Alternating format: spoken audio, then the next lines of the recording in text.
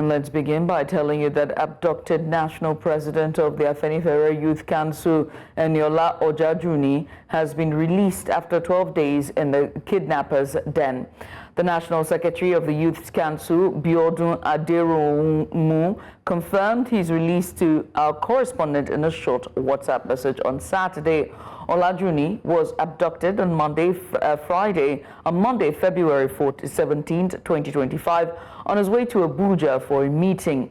His kidnappers had demanded 100 million naira and two tricycles as ransom for his release. The Inspector General of Police, Kaide Gbetokun, had ordered the deployment of the Intelligence Response Team to secure the safe release of the Afenifere youth leader after a short video went viral where Olajuni, who was at gunpoint, pleaded for Nigerians to come to his aid and raise funds for his release. Away from that, a magistrate court in Lokoja, Kogi State has granted the demand of the prosecution in the cyber stalking and criminal defamation case against the chieftain of the People's Democratic Party, Austin Okai, to enable the Department of State Services, DSS, to conclude their investigations into the allegations. Now, the decision of the DSS to seek for the remand in prison custody was to ensure compliance with the law by not keeping the accused beyond 48 hours in custody without the lawful permission of the court, in line with the criminal justice system of Nigeria. Okai is facing trial for his allegation on social media that the Kogi State Governor, Usman Ododo, allegedly stole billions of naira meant for the local government councils in the state, as well as some agencies under the state government. Earlier, Kogi State Commissioner for Information and Communications, Kingsley Fanwo, gave more insight on this. Take a look.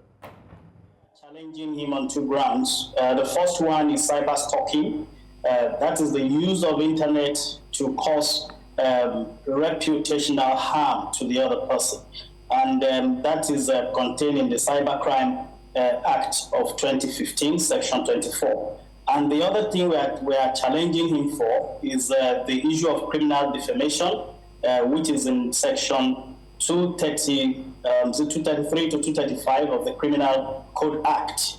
So these are the grounds that we are challenging. If you just make allegations that the governor diverted over 16 billion naira, then you should have proofs to be able to justify your allegations. Making those allegations would definitely not be enough. He has to have his date in court to prove those allegations that we all know are false.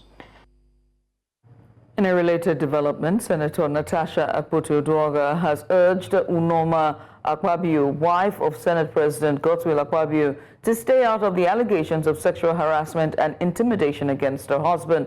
The dispute has escalated after Akpoti-Oduoga accused Akpabio of blocking her motions and intimidating her following her refusal of his alleged advances. Mrs. Akpabio has dismissed the claims, stating that both families have maintained a cordial relationship for years. In a letter dated March 1st, 2025, Akpoti-Oduoga has insisted that the allegations are personal to Akpabio and that he should defend himself. She has also claimed to have concrete evidence supporting her accusations. The senator has reaffirmed her commitment to defending Nigerian women while urging Mrs. Akpabio to protect her family's integrity by staying out of the matter. And now to the energy sector.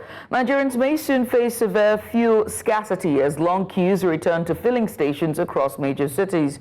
The Independent Petroleum Marketers Association of Nigeria has issued a 7-day ultimatum to the government demanding urgent action on fuel supply issues or risk a nationwide shutdown of distribution. News Central's Bettina Nweli reports. Fuel shortages are hitting Lagos and other parts of Nigeria, with tanker drivers halting fuel loading over alleged harassment by government officials. In a strongly worded statement, IPMAN blamed the crisis on supply disruptions, rising transportation costs, and alleged hoarding by private depot owners. If you have issues as regards the truck operation, we believe should be informed, and necessary time should be given to us. If there is any vehicle that's idle or whatever, necessary hours should be given for it to clear. You see, because we operate under strenuous environment, meaning that sometimes you come and you be keen, or you can have puncture, you can have, because of the heat, overheating. Naturally, every transport operation has its own issues. While the Nigerian National Petroleum Company Limited has downplayed the crisis, citing logistical issues and panic buying, Ipman warns that without swift government intervention, a nationwide shutdown is imminent. Hopefully, by next week, I will also come back here to be able to, inform the public whether this money has been paid or whether and total amount of money that was supposed to be paid. But marketers vehemently, I want to repeat myself, that marketers vehemently has complained that this money is long overdue. Many Nigerians remain skeptical as fuel shortages have become a recurring challenge despite the country's status as a major oil producer. Analysts caution that if the situation is not resolved swiftly, it could drive up inflation and cripple businesses already struggling in a tough economic climate.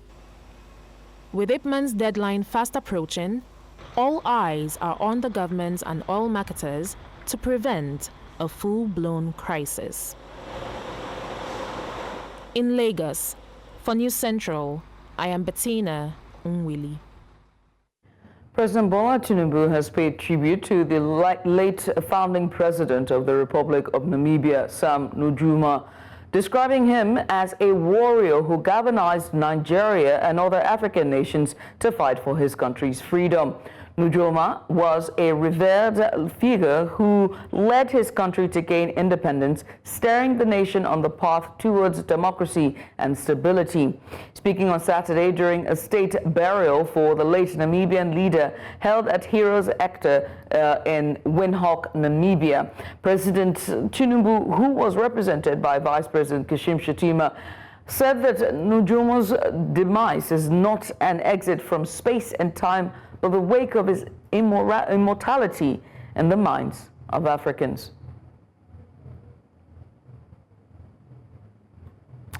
Away from that, rights activists in Nigeria say that the nation's civic space is shrinking, with journalists facing arrest and detentions and activists disappearing without a trace.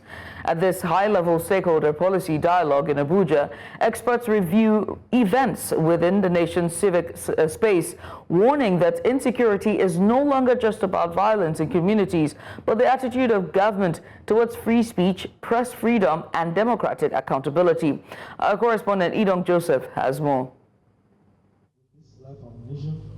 In recent years, rising insecurity has significantly impacted Nigeria's civic space, restricting citizens' abilities to express themselves and hold the government accountable. Activists argue that state-controlled narratives have further limited free speech, making it harder for citizens to express themselves. Digital rights are also human rights. It is not only when people are harassed, attacked, or sent out by guns that their rights have been, impacted. Some of the things you will remember is what happens during election. One of our, as a matter of fact, I would say the leading light of investigative journalism in Nigeria, Premium Time, is currently facing a digital attack. The government will always talk about national security, which is important, because the Constitution made it very explicit that the primary responsibility of any government is to protect lives and what? Properties. If the same life and property that the government is supposed to protect, they are using that as a tool, or possibly as maybe like the reason why they are going to be repressing the same people that are protecting the life and properties. So there's a need for a balance. While national security remains a priority, activists warn that democracy without free civic engagement is at risk of collapse. They call for human-centered security policies, ensuring that protecting lives does not come at the cost of silencing voices. I'm wondering if we still have a future for our children. I'm going to just encourage us all to seize the opportunity, not just to analyze challenges, but to formulate actionable solutions that reinforce our democratic foundations. I would say that it requires the convening of multi-stakeholders, diverse stakeholders from different sectors to actually not just have a conversation around the issues, but to explore different strategies through which these issues can be addressed. Meanwhile, they stress that the situation is even worse at grassroots, where many communities lack platforms to voice their concerns. They urge policymakers to ensure security measures do not stifle civic participation, allowing all citizens a voice in governance. In Abuja for News Central, Idong Joseph. You're watching News Now on News Central Television. Let's go on a short break. When we return, understanding glaucoma. After this break, stay with us.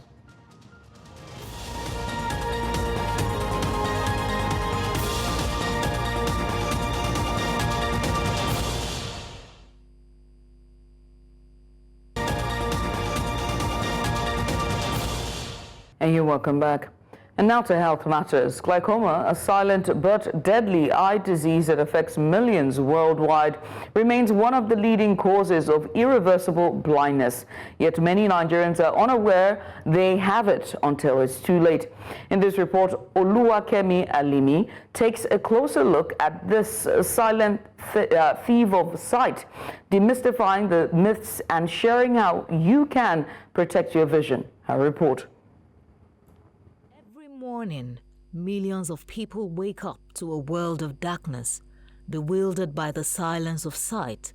For some, the sudden loss of vision is a mysterious affliction, often misattributed to mystical forces or spiritual attacks. But the truth lies in the shadows of a stealthy adversary. Glaucoma, a silent thief of sight, creeping in unnoticed, leaving devastation in its wake. According to the International Agency for the Prevention of Blindness 2020, glaucoma is the leading cause of irreversible blindness globally, accounting for approximately 12% of all blindness cases. The African Journal of Ophthalmology 2018 also records that glaucoma affects approximately 6.4 million people in Africa, with Nigeria having the highest prevalence. Glaucoma is a disease entity that affects the eye. It's a disease that causes progressive damage to the optic nerve head. That's the nerve that connects the eyeball to the brain. So it causes damage at the point at which this optic nerve head leaves the eyeball to transmit visual information to the brain. For some, the reality of glaucoma hits unexpectedly, as they are not mindful of mild signs such as headaches, occasional blurry vision, and even requiring a lot of light to read. Incidentally, one of the doctors that I saw noticed that something was wrong with my vision, which I had not even paid attention to. At a point in time, I found that I needed more light to see things, either to read my Bible or read books or read something from the phone. So, what causes glaucoma and who's at risk? Glaucoma's development is influenced by several factors including age, family history, ethnicity, certain medical conditions like diabetes and hypertension, and previous eye injuries or surgeries. Treatment options focus on reducing intraocular pressure and may involve medicated eye drops, laser therapy, surgical procedures, or a combination of these approaches. Apparently, people have limited or inaccurate knowledge about glaucoma, with some confusing it with other eye diseases or admitting to knowing little about the condition, highlighting the need for greater awareness and education. I think I have an idea what it is. Maybe straining the eyes or the pressure of the eyes. The one I know about is the normal ones, like people don't see things far away and they don't see things close by, which I also suffer that. But the one you just said now, no, I'm not. I think it's a high defect that if you don't take care of it, it might lead to blindness. Probably you have to go to an eye clinic, check up, do some tests. Glaucoma is a disease entity that we usually, want people to know that early detection is very important, so that vision is not completely lost. Experts recommend annual eye checkups for early detection. A simple test can save your sight. So if you haven't had an eye exam in the last year, now is the time. Don't wait until it's too late. In Lagos, for News Central, I am Uluwakemi Alimi. Health experts in Nigeria have raised concerns over the poor awareness, dangers of late diagnosis, and unavailable treatment for kidney failures among adult Nigerians. They say many affected individuals are left undiagnosed until the situation reaches an advanced stage, thus leaving the victims in complex and life-threatening situations. Our correspondent Joshua Marai reports. Findings from the African Association of Nephrology have indicated the high prevalence of kidney failure among adult Nigerians. According to the report, obesity and diabetes were identified as the leading risk factors for the condition, contributing significantly to a growing health crisis. Despite this alarming trend, the lack of awareness and limited access to early diagnosis and treatment has left many affected individuals undiagnosed until the disease reaches an advanced stage. The initial early stages of the disease is it doesn't present with any symptoms. So a lot of people are just walking on the street with early stages of this disease. In a bid to raise awareness about the dangers of harmful habits that lead to kidney dysfunction in Nigeria, a group of individuals has announced a football campaign to highlight the rising prevalence of the disease, which has resulted in lower life expectancy and economic losses. And so this awareness, we believe, using the platform of football that we know that quite a number of people would watch, would help us to pass that message out there. It's basically an avenue for us to sensitize the general public, and we're using football as a platform to bring people together and talk about the prevalent kidney diseases, and also teach us or guide us on how to be careful in preventing such. Health experts are calling for urgent interventions, including public awareness campaigns, lifestyle modification, and improved access to routine medical checkups. They say that early detection and preventive measures are key to reducing the growing burden of kidney disease in Nigeria. In Abuja for News Central, I am Joshua Marai. Nigerian youths have been tasked to embrace agriculture using technology to improve productivity so as to guarantee food security for the nation. This was during the launch of the Youth in Technology Challenge, expected to attract youths into agriculture and reward those who have distinguished themselves through the use of technology. Amadi Nui reports. Nigeria has a large youth population, with more than half of them under the age of 24. Data available says that 70% of youths in the country are under 30 years old, while 42% are under 15. With this large resource, many believe that these youths, if properly channeled into agriculture, can contribute to the nation. They, however, believe that the application of technology in the sector can make an immense difference. In Nigeria, where agriculture plays a vital role in the economy and livelihoods, we need to leverage technology to enhance productivity, improve efficiency, and create a more resilient, sustainable agriculture sector. At this event with agricultural stakeholders and Nigeria's Ministry of Youth Development, where Youth Nigeria Challenge 2025 initiative was launched, the objective is to empower agri-tech innovators and transform Nigeria's agricultural landscape. It is essentially to ensure that youth of today take hold of agriculture that they want tomorrow, and that also provides them opportunity of becoming entrepreneurs, and over time also generating employment for other youth. The Ministry of Youth Development says it is rallying youth for its One Local Government, One Product initiative to ensure that they effectively participate in agriculture. we want to have youth in different 774 local governments, that in every local government we have one agricultural produce that is coming out, that will be produced from that local government. The challenge identifies and supports technology-driven solutions that address pressing challenges in Nigeria's agriculture sector. In Abuja for News Central, I am Amadine Uyi. The Center for Youth Participation Advocacy Africa has called for the incorporation of youth not just in Nigeria but across the African continent for their voice to be heard in governance. At a press conference in Jos Plateau State, CIPA Africa says a good number of youth have a lot to offer in governance, but constant relegation of this critical group has continued to have its adverse effect on the polity.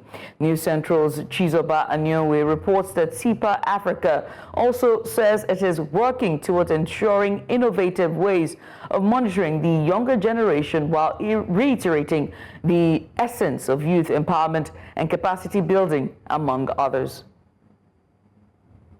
We are putting this report into the public space with all of the impacts that we have been able to make in the course of 2024, and also projecting the directions we would like to go in 2025.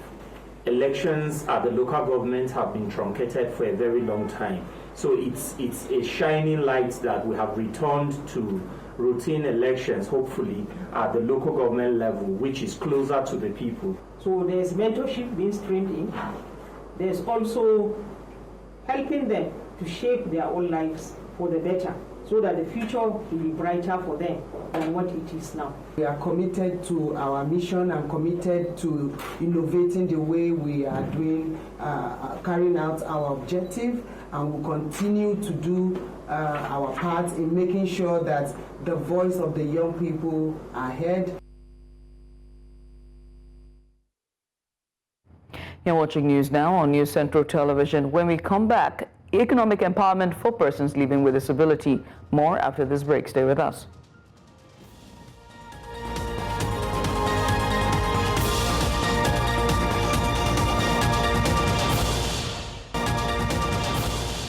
And you're welcome back. To encourage skilled persons living with disabilities economically in Abia State, the wife of the governor, Priscilla Oti, has donated solar energy kits to select persons. The beneficiaries, on their part, say the kits will spur them to become more productive.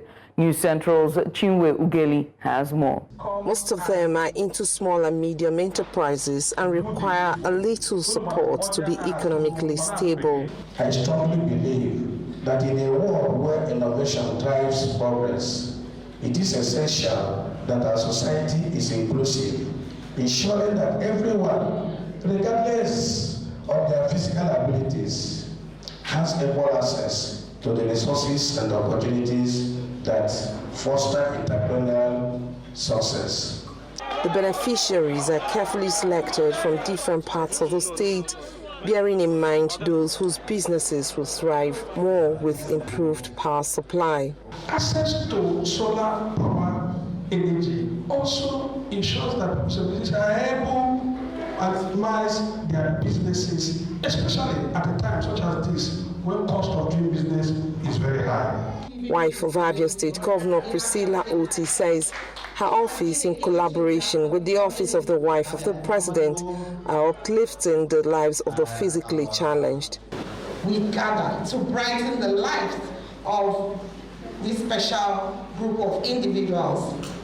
And we are indeed here to promote the economic advancement of persons living with challenges. Special Assistant to Governor Alex Oti on industry, small and medium enterprises wants the persons living with disabilities to leverage the opportunities available. Collecting the solar panel, solar energy is not all enough. Most don't have any business doing. So what the governor is doing is trying to make sure that every one of us have something doing. The wife of the governor discloses intentions to reach out to more persons who need the facility. Of course, we decided to start with these most vulnerable groups, people living with disability. Yes. Some of the beneficiaries share how they feel the kits will boost their output.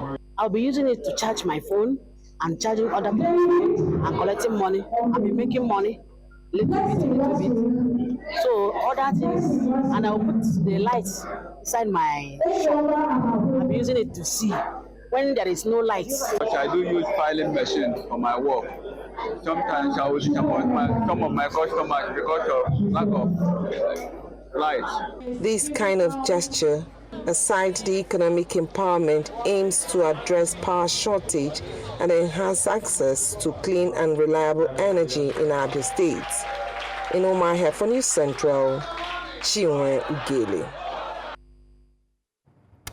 And now to outside Nigeria, Rwanda, where the M23 rebel group has handed over 20 fighters from the Democratic Forces for the Liberation of Rwanda, FDLR, including a general and senior officers to the Rwandan army at the DR Congo-Rwanda border in North Kivu.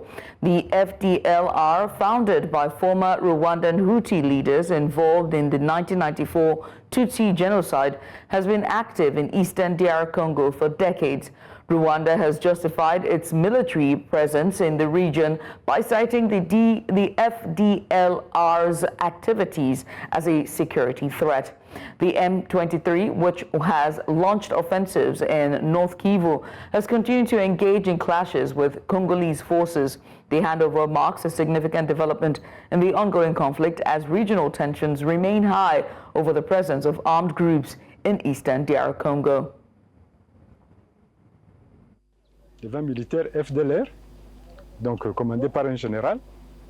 Et la suite, c'est qu'il y a d'autres, nous continuons à traquer les autres, ils se cachent dans la ville de Goma. Nous demandons à la population de Goma de participer à leur propre sécurité. Nous recevons chaque soir des appels d'alerte, d'insécurité, des coups de feu, de tout ça. Dans les quartiers Mugunga, là-bas, rond-point CAV, je ne sais pas si je me rappelle bien. Donc il y a chaque fois des coups de feu. Ce sont les FDLR qui viennent encore insécuriser la population congolaise. Les habitants doivent participer, dénoncer ces gens. Patia, kuna watu wenye wanahusika na hiyo. Tunapatia justice itafuatilia mambo yake, ama kuna wenye wako na walifanya mazambi ya genocide hapa, au wataenda kwa justice waulizwe, ama kuna wenye wanastakiwa mashtaka yingine nao watakuja kuulizwa. Wale wenye hawana shida yoyote tutawapeleka sehemu inaitwa Mutobo kwa rehabilitation center. In the meantime, at least 11 people were killed and around 60 injured after two explosions rocked a rally held by the M23 armed group in the Bukavu, which is eastern DR Congo. Eyewitnesses described scenes of chaos and devastation. The first blast triggered panic, sending people fleeing before a second explosion went off.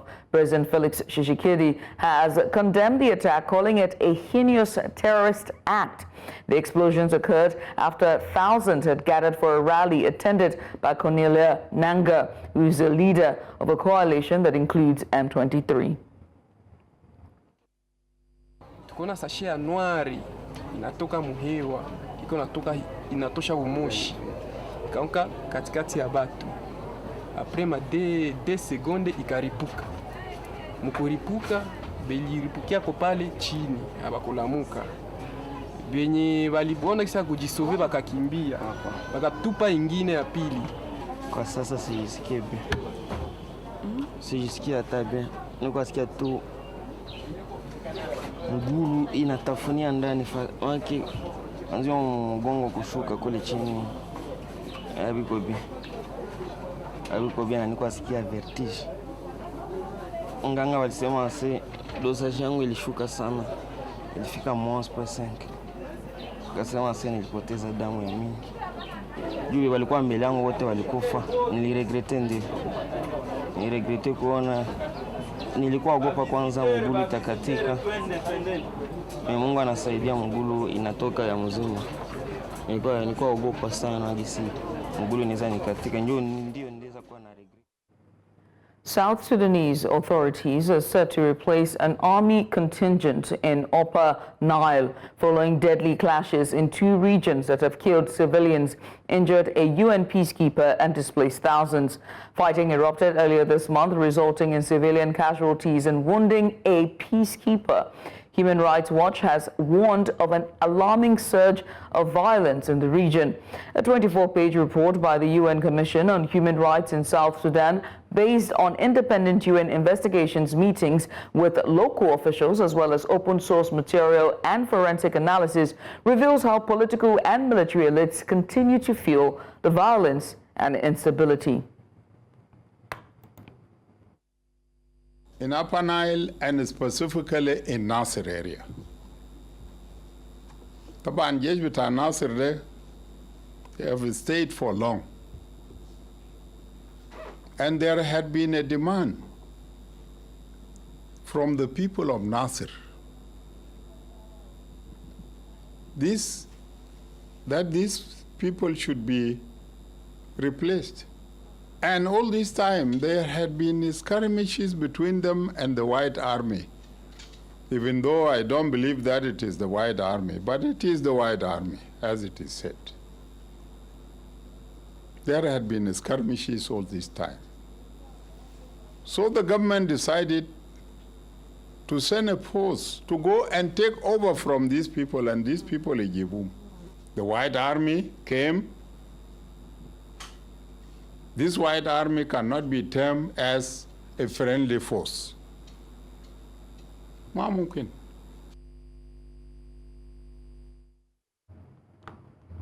Uganda's health ministry reports that a young child has died of the Ebola virus in Uganda, the second victim of an outbreak that was announced in late January.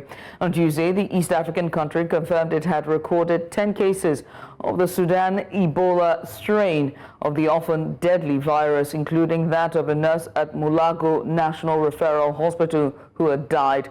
And Saturday, it announced an additional positive case had been detected at Mulago. The deceased, a child of 4.5, was a resident of Kibuli, linked to the primary cluster.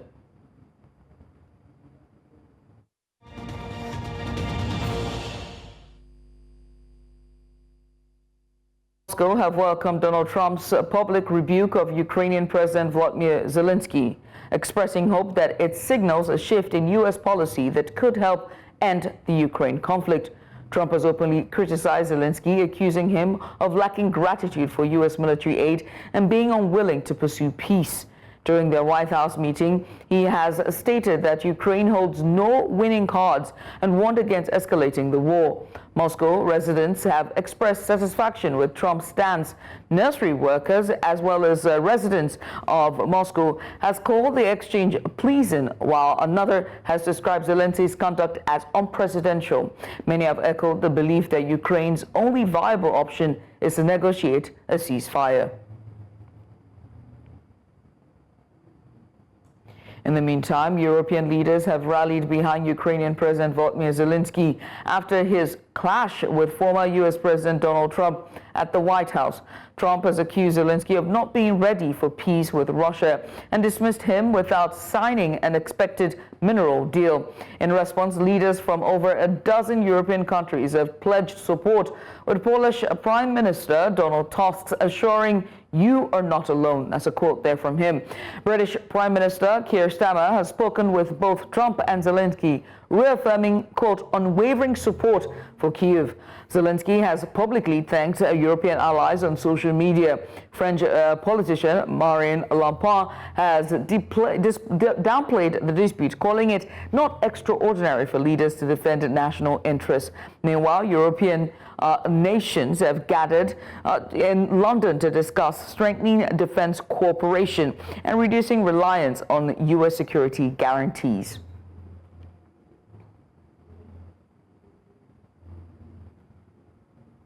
You're watching News Now on News Central Television. Let's bring you Business Update. The Nigerian Exchange Group has reported its 2024 full-year results, showing a 157.68% surge in pre-tax profit to 13.581 billion naira compared to 5.272 billion naira in 2023. According to the company's annual report and audited consolidated financial statements for the year ended December 31, 2024, gross earnings more than doubled to 23.99 billion naira. In recognition of this exceptional performance, the board of directors has approved a final dividend of 4.4 billion naira, translating to 2 naira per share, the highest dividend payout in the group's history. According to the company's press release, the strong growth in total income was driven by significant increases across key revenue streams like transportation and listing fees, treasury and technology-related income, including market data revenue. Nigerians in the diaspora have remitted over $90 billion in the last 5 years to support national development. The chairman, CEO of the Nigerians in Diaspora Commission, NIDCOM, Honorable Abike Dabirerewa, stated this at a workshop organized by the Nigerian Institute of Social and Economic Research in collaboration with NIDCOM, held in Abuja. The workshop was themed a 6-continent survey of Nigerian professionals in diaspora, policy measures for harnessing contributions to national development, and it explored the role of Nigerians abroad in shaping the country's economy. Dabirerewa emphasized the importance of gathering accurate data to better understand the contributions, challenges, and opportunities within the Nigerian professional diaspora. The Economic Community of West African States, ECOWAS, and the European Union have jointly launched a project aimed at enhancing regional integration and facilitating the free movement of people and goods within the ECOWAS sub-region. Named the second phase of the Free Movement of Persons and Migration in West Africa, the project is designed to improve migration governance and foster economic integration across West Africa. The initiative is part of a broader effort by the ECOWAS Commission to use migration as a tool to promote economic growth, security, and social cohesion within the region. Funded by the European Union, the project will be executed by a consortium of key migration organizations, including the International Organization for Migration, the International Labour Organization, and the International Center for Migration Policy Development. In the safety of Sudan's eastern coast, residents preparing for Ramadan were struggling to afford basic holiday staples as the war raging elsewhere in the country has sent prices soaring. The situation was much more dire in areas hit directly by the nearly 2-year war, where famine, displacement, severe shortages, and looting overshadowed the usual spirit of generosity of the holy Muslim month that began on Saturday. At a market in Port Sudan, a relative safe haven in the east, prices are out of reach for many families, and labor unions say the average monthly pay is around $60, but public workers in some Sudanese states have gone without pay during the war. Those who did have had to grapple with the plummeting value of the local currency, down from about £600 to the US dollar to £2,400 on the parallel market, an inflation that hit 145% in January, according to official figures. And that's all on business news. I am Lekon Onobanjo.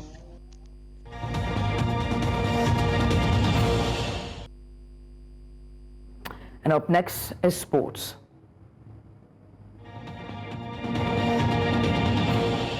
In the world of sport, barely 2 weeks into her time at Tilton State University, Prestina Ochonogo has made an explosive impact. The Olympic long jump finalist won the debut competition in style, leaping 6.64 meters to set a school, meets, and facility record at the WAC Indoor Championship. Ochonogo wasted no time announcing herself, breaking the meet record on her very first attempt with a 6.49 meter jump, before extending it to 6.64 meters in her fourth attempt. With this dominant performance, she has positioned herself as a top contender in the NCAA circuit. Flying Eagles head coach Aliyu Zubairu believes the addition of foreign-based players will boost his squad ahead of the 2025 Under-20 African Cup of Nations in Côte d'Ivoire. Nigeria, aiming for a record 8th title, recently played 2 friendlies against Côte d'Ivoire, winning one and losing the other. The team will resume camp in Abuja after a 1-week break. This is just the second phase of our preparation, and as soon as we get back to Nigeria, we'll be going to break for some days. By the time we come back, when we reconverge, then some foreign players will start coming, and some players that we even cited in the league in Nigeria, they will join us. So by then, we start putting the team together to see how we can come out with a formidable team. Amadou Liman stole the show with a hat-trick as Sunshine Stars secured a 4-2 victory over Kwara United in the Nigeria Premier Football League Match Day 27 clash. Liman opened the scoring in the 11th minute, but Kwara United hit back through Issa Gata in the 22nd minute and Wasiu Alalade in the 27th minute. A 32nd minute own goal leveled the score before Liman restored Sunshine Stars' lead in the first half stoppage time. He completed his treble in the 47th minute, sealing the win for Sunshine Stars. Jose Mourinho's 4-match suspension has been halved by the Turkish Football Federation following a successful appeal by Fenerbahce. His fine was also reduced from 1.6 Turkish lira to 558,000 Turkish lira. The Portuguese manager was penalized for making derogatory and offensive statements about Turkish referees after Fenerbahce goalless draw against Galatasaray. Mourinho will miss Sunday's match against Antalyaspor, but will return for Fenerbahce's clash against Samsunspor on March 16, 2025. Additionally, Mourinho has filed a lawsuit against Galatasaray for defamation after the club accused him of making racist remarks. Finally, in the world of sport, the International Football Association Board has approved several changes to soccer laws of the game for the 2025-2026 season. In a major shift, goalkeepers will now have 8 seconds to release the ball, with referees using a virtual countdown. Violations will result to a corner kick for opponent instead of the current 6-second rule and the indirect free kick. New guidelines also formalize the principle that only team captains may approach referees in specific situations, aiming to reduce dissent and promote respect. And that's it in the world of sport. I am Onyinyechi Obaro.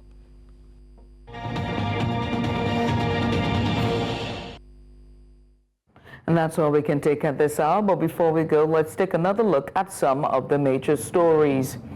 After 12 years, or rather after 12 days in captivity, Afenifere youth leader Eniola Ajao Junu has regained freedom. President Tinubu has paid tribute to late Namibian leader Sam Nujoma at state burial.